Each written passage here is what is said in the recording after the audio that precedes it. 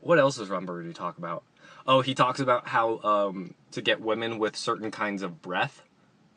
Certain kinds of... He says that a man's breath should be as much of a statement as the words that he is saying. And that, like, women love, like, a man's breath. So Brian Fantana must have a Sex Panther mint. Well, he gets into a whole nother talk about, like, cologne. But, like, he says, like, at some point you just have to eat a giant block of stinky cheese and gargle, like, lighter fluid. Makes sense. It works for the French, I guess. Yeah, and then what else does he talk about? He talks about how he grew up in a town where he has like 18 brothers, and like they were pretty much just a gang that went around beating up old people. That explains all the big fights at the end of Anchorman movies. Yeah, and so like and then it goes on for like multiple chapters about Mexico, and it gets really racist. Just. Ron Burgundy racist? No. Ron Burgundy sexist? No. Yeah. But it's a great book. Let Me Off at the Top by Ron Burgundy. His autobiography. Oh, and the very last chapter, he reveals that he was single-handedly responsible for the financial housing crisis. Oh. Yeah, predatory loans. That was all Ron Burgundy. It sounds like a Ron Burgundy idea, as they explained in Anchorman 2. He's the worst idea man. Yeah, he also, like, he gave, like, a $45 million loan to, like, a 90-year-old woman to see if they could. Yeah, I was like, to see if we... And, like, yeah, the best part of this book is that you read it in Ron Burgundy's voice. So it's like having a... Oh, and then he occasionally breaks to have an argument with his neighbor on the paper about his leaf blower.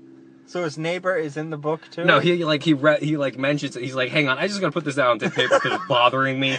My neighbor borrowed my leaf blower, and he hasn't given it back. And like, every so often he pauses to like update you on his ongoing argument with his neighbor about the leaf blower that has never been returned to him. Like, he lights his neighbor's house on fire. Yeah, this sounds fantastic. It's a great read. Ron Burgundy, Let Me Off at the Top. So welcome to the Swiftfilm Show. With me is Husain Sumra. And Ron Burgundy. Ron Burgundy is stepping in for John Xavier, who is not here today. But nonetheless, we're going to be talking about Wes Anderson and the Grand Budapest Hotel. And... John, by the way, left to be a concierge at the Grand Budapest Hotel. It's true. He's, John is actually a member of the Cross Keys Society. Yeah. So, Husain, what did you think of the movie? I really liked it. You know, it was really, really fun. It was really, really fun. I don't think I've ever been in a Wes Anderson movie that I did not moderately enjoy. Yeah. He's just so wistful. It's just like... And just so crazy sometimes. Yeah, crazy like all the time. Crazy like a fox, if we're honest. Yeah. Yeah. So, nonetheless, Grand Budapest Hotel is about a hotel concierge, Monsieur Gustav, Gustav H, who gets involved with multiple elderly women. And they're more flavorful. There's such a disturbing description of old women. Is this the most sexual Wes Anderson movie? It feels like the most sexual. I don't remember. I don't know, man. Royal Tenenbaums was kind of weird. Yeah. Like, I mean, there was multiple, like, I'm in love with my adopted sister who's in love with her stepfather who's very weird. And Danny Glover fit in there somehow. And that was weird, too. Yeah, but nonetheless, Monsieur Gustav H. gets left a painting worth millions of fake dollars in this fake country in fake Eastern Europe before World War II. Fake World War II. With fake Nazis. With fake ZZ troops. Yeah, I thought that was a nice touch, right? And nonetheless, it's about trying to clear his good name because the family sets it up. Adrian Brody, who is a really good villain, sets it up that he killed his mom and to steal the painting. So, nonetheless, what'd you think of the movie? Besides, really liked it. It was really tight. It talks a lot. And there's like 5 chapters, I think 5 or 6 chapters. I think 6, yeah. But it's really tight. Like, everything you need to know is presented really quickly, and it's just in a comic way too. Yeah, and like the thing is too is like There's no like heavy, boring exposition. and like the thing is too is about like Wes Anderson movies, like the Royal Tenenbaums. Like it's kind of like free floating. Like you kind of have to like sift through kind of like all the Wes Anderson jokes to get the actual movie of like this family falling apart. Yeah, because you don't really, at first you're like, where is this gonna go? And then it's like boom, boom, boom, boom. Yeah, and then it just kind of like then like the set pieces fall into place. But this like the set pieces fall into place earlier in the movie, and then then it plays out there. Yeah, so it definitely is a departure from that, but it's still really good and it's really really funny. I mean, same group of cast. I mean, Adrian Brody, Owen Wilson. I'm kind of sad Owen Wilson wasn't in this more often. Yeah, he's like a Wes Anderson staple, and he's like there for Bill literally Murray too. 2 minutes. Bill Murray too. 1.5 minute Bill Murray. Yeah, and I was like, maybe like 45 seconds. Yeah, he was. Yeah, 45 seconds. He's like, you'll need these for the dining car, and he hands like Gustav and Zero like ties. It's like, probably will need those. There's a lot of that. It's just the actors hops on for 45 seconds, goes away. Yeah, comes back. Edward Norton was in there. He had a bigger part, but Harvey Keitel. Tilda Swinton is in it for like the first 2 minutes.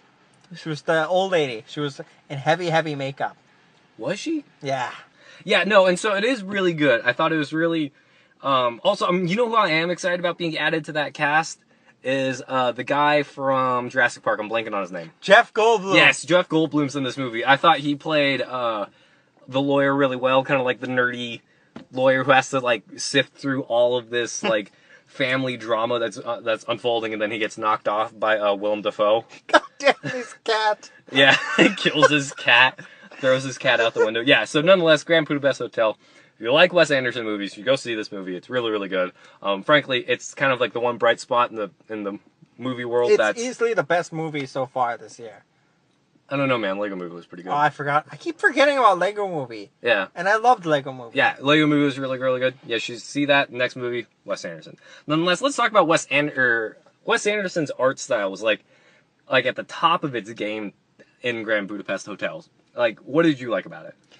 You know what I think he's done that I really, really like is ever since Fantastic Mr. Fox, he's like incorporated this like claymation miniature style into his live action movies. Like Moonrise Kingdom was the same way. Yeah. And this, it's like it looks real, but it also looks incredibly fake and different. Yeah, because it's like a weird mixture. It's like it takes like all the like the most like it's like Wes Anderson has distilled itself into like the world of Willy Wonka. Yeah. And it's just like so much color and like pastels. So much pastel. Like this entire movie. If you're a pastel aficionado, this is the movie for you. Even the grays were pastel. It's like I don't know how that happens, but they did it for the ZZ Troops like uniforms. It was all gray pastel. Very weird. And now he uses miniatures. Like I saw someone on Instagram post the actual miniature of Grand Budapest Hotel. Really? So everything, all the setup shots for the exteriors, is all miniatures, and then he just like tilt shifts it to make it look real. That's cool. Yeah. Even like streets in Europe, he tilt shifts and. Yeah, it was such a cool effect too, and I like everything about this movie was so much Wes Anderson. Like, even, like, the way, like, you could just take a still from any scene in this movie, and you're like, oh, yeah, that's a Wes Anderson movie. Just by something in it. It's like the way the characters were moving through the shot, the way the shots were framed, or, like, the lighting. It was so good. Like, just top of his game with this movie. I really like the aspect ratio changes. Yeah. Because, like, I think in the beginning when it's modern day, it's, like, wide. Yeah. And then when it goes back, it's like shot in like a Nickelodeon. Yeah. Where it's like it's because it's a square. Yeah, it's so cool, and it's like it just added like a different aesthetic to that movie, or to like the part where it's like the past. I would be upset if this does not get recognition for its costume and visual style and cinematography and a bunch of the visual stuff. I don't know. I think the cinematography might be too like textbook artsy. Perhaps. Yeah, because I mean it's like they're old white people, the Academy, so yeah, like I don't know. I think it might be too like textbook like artsy film, but definitely like the story. The story was really really written and like set design too. But yeah, I want to go to the Grand Budapest Hotel. I would right now get on Expedia or Kayak or whatever the hell is the hottest. Travelocity, William Shatner? No. What's his? Priceline. Priceline. Negotiator. Right. And I would negotiate my way to the Grand Budapest Hotel. I don't think I'd want to go to the Grand Budapest Hotel. You have no soul. Yeah, I definitely want to watch it. I would watch this movie again, though. That's for sure. All right, so did you think of a Bowels yet? Do you know what we're going to talk about? Like the shitty movie that we should watch? No. I did, so you got time to think about it. I'm going to explain to you. I watched... We should make it clear. You must see Grand Budapest Hotel. You do, yeah, absolutely. Go see this movie. See it. There's nothing else until Captain America, I think. You know, and honestly, Divergent, I think this is a good intro to Wes Anderson. Yeah. Because the story is much better than the rest of his movies. Like Yeah. it's more not. I won't say better, but it flows really well. It's more of a traditional movie than most of Wes Anderson's stories. Yeah, because like Moonrise Kingdom kind of floats around sometimes. Yeah, and a lot of same thing with like Royal Tenenbaums. Yeah. And, yeah. This is just super straightforward, tight. Yeah. I forgot to talk about Ralph Fiennes. M. Huh? M, the new M. Oh, that's right. He was in this movie. Yeah. He was awesome. Yeah. But yeah, this is a good intro to like Wes Anderson movies. But nonetheless, go see it. Absolutely the best movie. So, you remember how back in the day we were talking about the Oscars? Yes. Remember how we were really shocked about that one movie, or documentaries? Yeah. About how the documentary on like backup singers won over like these big weighty topics? I didn't see that one. I saw another one. I saw Dirty War. I saw Dirty War. Really good. What's it? I don't know exactly. I know what it's about, but what is it exactly about? It's about the Joint Operations Strategic Command, so JSOC, or Joint Special Operations Command, so JSOC, and it's about how the war on terror, quote unquote, war on terror, is not being fought by the traditional army anymore. The traditional army is engaging in conflicts, but they're not really getting like the big key strategic kind of like fights in this war anymore.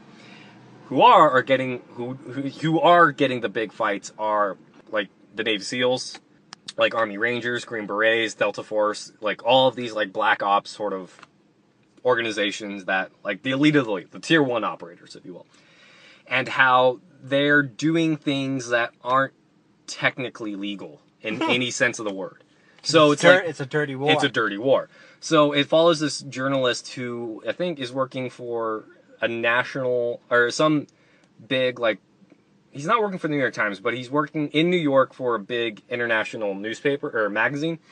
And he hears about this raid in a village where it's behind enemy lines and in Afghanistan, and it just like an entire it's like it goes wrong and there's a massacre. And the military apologizes, the military never officially recognizes that they're in that village. But, oh, by the way, here's a convoy of, an admiral getting off and saying, oh, our bad. And then there's, video of, U.S. troops, trying to, resuscitate someone that they accidentally shot. And it's basically how JSOC is now, this iron to hammer that's coming down on the terrorist organizations. But within that, we're also doing this in other countries that we haven't even gone to war with. I mean, we haven't even gone to war with Afghanistan or Iraq because, you'd have to be declared to quote-unquote go to war. But it's in Oman when they kill the American imam. Yeah, and basically it's basically how it's letting Pandora's box be opened with kind of our own military operations, and how this is getting very, very it's a very, very slippery slope that we're on. And it's really good. I don't say it's best Oscar, but it's definitely, I'm assuming, better than that other one, because it talks about it's a very real weighty subject, and it's a conversation that we need to be having. And the fact that the Academy kind of swept it under the rug, I think it's kind of unfortunate. Yeah, it does feel like we need to redefine what war is now. Yeah, and that's definitely what this documentary is about, because it's we have the ability now to not even have troops on the ground, and we can just blow people out of the sky. And it's the other part of it is that, so the documentary ends with talking about killing that imam's son, who's a 16-year-old American kid who hasn't done anything wrong. But Jae-sok takes him out because he was a threat. And the journalist poses the question, is like, well, we didn't really take him out because he's a threat today, but he might be a threat later. And he says, like, we have to come to terms with that ethical choice. Preemptive war. Right, exactly. It's like, it's very much like he talks about this very slippery slope of, like, you know, this command of the military, or this command desk at the military is judge, jury, and executioner. So it's like, we kind of have to come to terms with that, and yeah. So it's very interesting. It's a very real topic. You should go see it. It's very, very interesting. Wow. Yeah. What a stacked year for documentaries last year was. Yeah. Also, the fact that Blackfish wasn't nominated at all. Yeah. It opens up sore wounds for us, I think. Yeah. I have a movie. You do? Yes. You got one. I just thought I thought of it a while ago, but I wanted to keep the suspense whether I would or would not have a movie. I in fact do. Wow. Okay. Should I say it? You should. Yeah. I mean, yeah. Go ahead. It's called Drinking Buddies. Oh yeah. It's from Joe Swanberg. This was that like indie comedy, like romantic comedy from back in the day, right? What this subgenre that this movie is from is called mumblecore. So what happens in mumblecore is they basically shoot it without a script. There's no script. Really? Usually they just take like a 1-page like overview of what the story is going to be. Okay. And each scene the director just tells actors, okay, this is the goal, go. And then they completely ad-lib the whole movie like that. Really? Is it hard to follow? This one, not most of them are. But right. This one is actually, maybe if you want to check out mumblecore, this is probably the best entryway to check it out, because it feels like it was scripted. The problem with mumblecore though is it almost never feels like it has like an actual plot. They're mostly like movies that explore ideas. This like it just meanders. Yeah. Okay. This one explores friendships and the friend zone. Drinking Buddies. Right. So Jake Johnson from New Girl and Olivia Wilde are like best friends. They work at a beer company together, and the entire movie is just basically them exploring whether they're friends or like whether or not they have like feelings for each other. Yeah, and it goes one way, and you kind of think it's going to be a traditional romantic comedy kind of thing. Yeah. But then it's more real in its all right, relationship. So it's portrayal. I mean, it's dirty, it's messy, like real life is. Yeah, because usually when you're in the friend zone, the result isn't the optimal one. Yeah, it's like everyone's feelings get hurt. Yeah. That's exactly kind of what happens here. Wow. Okay. So there's no real happy ending. Yeah, I don't feel like that movie's gonna catch on with people. No, it isn't. If you look at the Netflix ratings, I feel like people are like, "What did I watch? This is not happy. I thought they were gonna get together. What happened?" Yeah, I feel like this feels like real life. I don't want to watch this. I think that's one of the reviews. It's like, this feels like too much like real life. Wow, that probably made someone cry. What's great, if you go to Joe Swanberg's Twitter, he retweets everyone who didn't get it. Wow. Okay. Okay, but I mean, like, is it like, because I mean, I haven't heard of mumblecore until just now. I mean, like, I mean, so clearly this isn't like a known thing. So do you think like maybe people just aren't getting that like this is supposed to be a movie about like the real life like relationships people have? Yep. That's exactly what it is, because that's all it's about. It's just relationships. There's no like straightforward narrative. There's nothing. It's just watch this relationship grow and inevitably fall apart. Yeah. What's the greatest thing is all 4 of the main characters put in really good performances. Really? Okay. There's Anna Kendrick as the guy's Jake Johnson's boyfriend. Jake Johnson's really good. He's really relatable too. And then, like there's other like romantic movies that have done that sort of like friend zone like analysis. I mean, like the big ones like 500 Days of Summer. Yeah. But everyone loves that movie. Yeah. Is it just because that one has a happy ending? Are there any similarities between the two? That's a good question. There are some. I think some of the beats are largely the same. Okay. So it's like no relationship, no relationship, maybe relationship, end. Yeah. Okay. The only thing is, that movie is really fun. Like, Drinking Buddies isn't really super fun. Okay. Because in 500 Days of Summer, you have that awesome dance number. How do you compete with that? Right, and the soundtrack's really good, and like, yeah. And then what else in 500 Days of Summer? It's straight, like super straightforward. You know exactly what's going on at all times. In Mumblecore, it's a little, because there's no plot. It's just watch the relationship. Right. Yeah. That's so weird. Yeah, it is. But the performances make it really fun to watch. Not really, really fun, but enjoyable to watch. Despite everyone kind of hating each other and having like deep, gaping, emotional wounds at the end of it, I'm presuming. Yeah, because they're relatable. Like, Jake Johnson's really relatable. Ron Livingston plays Olivia Wilde's boyfriend, and he's not relatable. He's not relatable because he's kind of an asshole. But he was good. Olivia Wilde is probably the highlight. This is the best thing easily she's ever done. Okay. Not Tron Legacy, really? No. Wow. No. I hate that. Because she can be kind of stiff sometimes. Yeah, yeah. Here, she's like super in her element. She's charismatic, so it really suits her. Like a real person. Yeah. Interesting. She's not just like a pin-up person like she's used as most of the time. That's so weird that they don't have a script. Yeah. Like one page. One page. The director each time goes, okay, this is what we're going for. Go find a way to get to it. That's so weird. It is. It's worth watching just to see what that kind of filmmaking is like. So what other Mumblecore movies are there? Joe Swanberg is like the king of Mumblecore, I think. And he has a bunch of them. There are others. Noah Baumbach, what was that movie?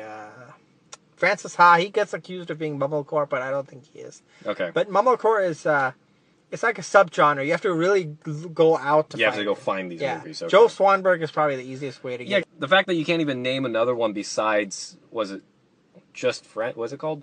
This movie. Buddies? Drinking Buddies. Drinking Buddies. That, like, yeah, because like that was the most, like that's the only that's a movie I recognize. I don't know any of, and like I remember it might be the most mainstream Mumblecore. Yeah, and like the thing is, like when this movie came out, I remember people hating it. Yeah, like I don't get it. It's awful.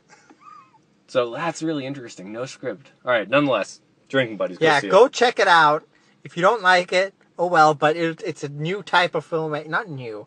It's kind of old. It's very much an indie thing. It started with the video camera revolution, camcorder revolution, where people are just like, let's go without a script. It'll be awesome. So yeah, this is like America's Dogma 95. It's really weird. Except not as good. Because there's only one of them I really like. Which is this one. Yeah. Okay. That's so weird. No script. No script. What if Marvel did a movie like that? You couldn't do no script. There would just be like actors shitting themselves because shit's exploding around them. Like, that's a stupid analysis. Come on. What if Iron Man 3 didn't have a script? Really, dude? Come on. That's all you could get. I want to know how an actor agrees to do that. I imagine it'd be like a super challenge because it's like, you have to be this character. Create the character. Just give me magic. All right. Just do whatever you want. Well, I imagine like you'd have to like live within this. Like, imagine it would be someone like super method. Yeah, because like if you had someone like that one guy who played Lincoln, what's his name? I'm blanking on his name. Daniel Day-Lewis. Daniel Day-Lewis, fucking don't let him know about this, man, because we'll never see him in anything else again. He'll just mumblecore all the time. We're gonna do a mumblecore movie about Woodrow Wilson, like getting ready to go into World War I. Show me magic, Daniel Day-Lewis, and like we'll never find him again. He'll just be off. He'll just disappear. We'll find like we'll hear on the news one day that Daniel Day-Lewis was in France trying to start the League of Nations one day, and then he'll be committed to a hospital. Yeah.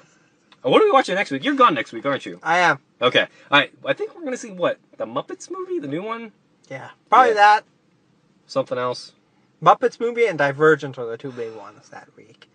Week after, I totally forgot what comes out the week after that. But the week after that is what I'm excited. When I'm coming back, my return weekend is Captain America. Yes. I'm so excited. So excited. I am too. Not as excited for Guardians of the Galaxy, of course. Because Rocket Raccoon is going to be the future of the Anyways, thanks for listening to the Swiftfilm Show. Remember, you can follow us on Twitter at Swiftfilm, Facebook.com/Swiftfilm, Swiftfilm.com for the words. And remember, you can follow us on iTunes, the SoundCloud library, and YouTube. And thanks for listening. John and I will be back next week with Muppets Most Wanted.